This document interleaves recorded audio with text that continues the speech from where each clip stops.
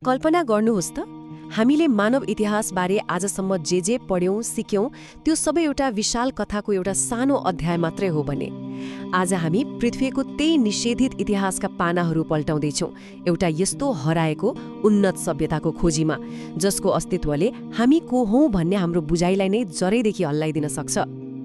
हो, यही प्रश्नले नै हामीलाई आजको यो रहस्यमयी यात्रामा अगाडि बढाउँछ। के हामी साँच्चै पहिलो हौं त? कि हामीभन्दा पहिले पनि कोही थियो? सायद हामीभन्दा पनि कैयौं गुणा विकसित, जसको पूरा कहानी समयको गहिराईमा कतै हरायो। ल आउनुहोस्, सँगै मिलेर यसको जडसम्म पुग्ने कोसिस गरौं। हाम्रो यो खोज सुरु हुन्छ इतिहासको आधिकारिक किताबमा देखिएका केही दरारहरूबाट।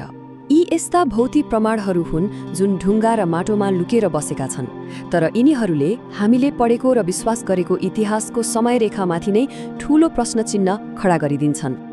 उदाहरणको लागि टर्कीको गोबेक्ली टेपेलाई नै हेरौँ न। यसले त इतिहासको पुरै किताब नै फेरि लेख्नुपर्ने बनाइदिन्छ।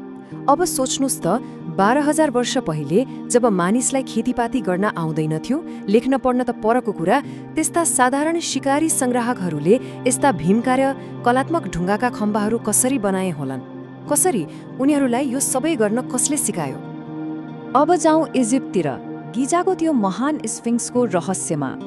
आधिकारिक इतिहास भन्छ यो लगभग 4,500 वर्ष पुरानो हो, तर यहाँ एउटा ठूलो तर छ।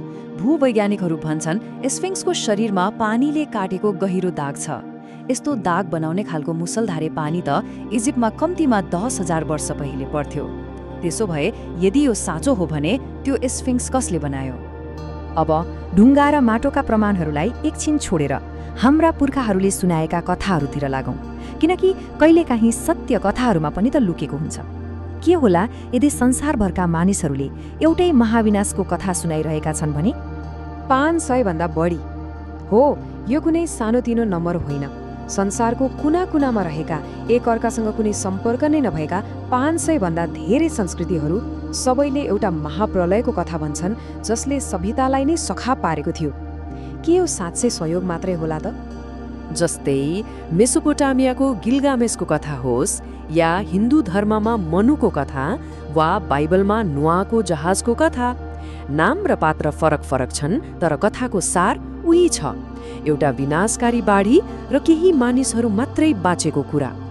के यो सबै कुनै एउटा वास्तविक विश्वव्यापी घटनाको हाम्रो सामूहिक धुमिल सम्झना पो हो कि? ल, अब हाम्रो अनुसन्धानलाई पृथ्वीबाट उठाएर सिधै अन्तरिक्षमा लैजाउँ, किनकि यो रहस्यको एउटा एकदमै महत्त्वपूर्ण टुक्रा माथि ताराहरूमा लुकिएको छ। यो हो फर्मी प्याराडक्स, जसले एउटा निकै नै डरलाग्दो प्रश्न सोध्छ। फर्मी प्याराडक्सको कुरा एकदम सरल छ। हाम्रो आकाशगङ्गामा मात्रै अर्बौं ताराहरू छन्, र तीमध्ये लाखौंमा पृथ्वी जस्तै ग्रहहरू हुन सक्छन्। त्यसो भए यदि ब्रह्माण्डमा जीवन यति सामान्य कुरा हो भने अहिलेसम्म हामीले किन कसैलाई भेटेका छैनौं? किन कसैको सङ्केत पाएका छैनौं? कहाँ छन् सबैजना?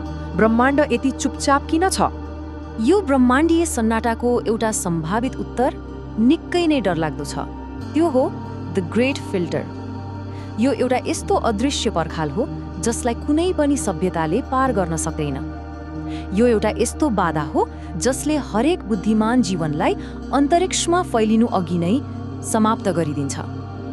हेर्नुहोस्, कुनै पनि सभ्यताको विकासक्रम कस्तो हुन्छ?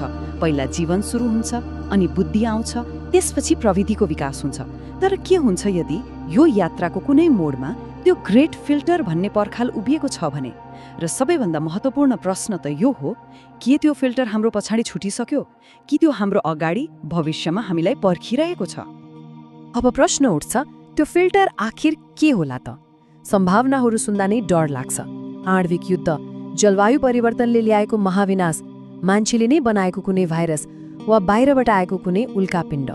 एउटा कुरा याद गर्नुभयो, यी मध्ये धेरै जसो त हामी आफैले निम्ट्याउने खतराहरू हुन्। के हरेक विकसित सभ्यता अन्ततः आफ्नै प्रविधिले आफैलाई सिद्ध्याउन बाध्य हुन्छ त? ल, अब हामीले अहिलेसम्म बटुलेका सबै टुक्राहरूलाई एकै ठाउँमा जोडेर हेरौँ। इतिहासमा नमिलेका कुराहरू, संसारभरि फैलिएको एउटै कथा र ब्रह्माण्डको त्यो डरलाग्दो सन्नाटा। अब समय आएको छ एउटा गम्भीर प्रश्न सोध्ने। के यो सबै कुराले हाम्रो आफ्नै भविष्यतिर सङ्केत गरिरहेको छ? हुनसक्छ समस्या हाम्रो समयलाई हेर्ने तरिकामा नै छ। हामी सोच्छौँ समय एउटा सिधा रेखा हो जो विगतबाट सुरु भएर भविष्यतिर मात्रै जान्छ। तर हिन्दू दर्शन जस्ता हजारौं वर्ष पुराना धारणाहरूले के भन्छन् भने समय सिधा होइन, चक्र हो।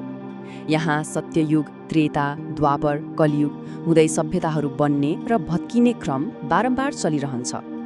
र यो चक्रको कुरा कुनै नयाँ होइन। महान दार्शनिक प्लेटोले पनि त एटलान्टिसको कथा सुनाएका थिए। एउटा यस्तो शक्तिशाली सभ्यता जुन केवल एक दिन र एक रातमा समुद्रमा बेलायो। र सबैभन्दा अचम्मको कुरा के छ थाहा छ? प्लेटोले भनेको समय लगभग 11,600 वर्ष पहिलेको हो।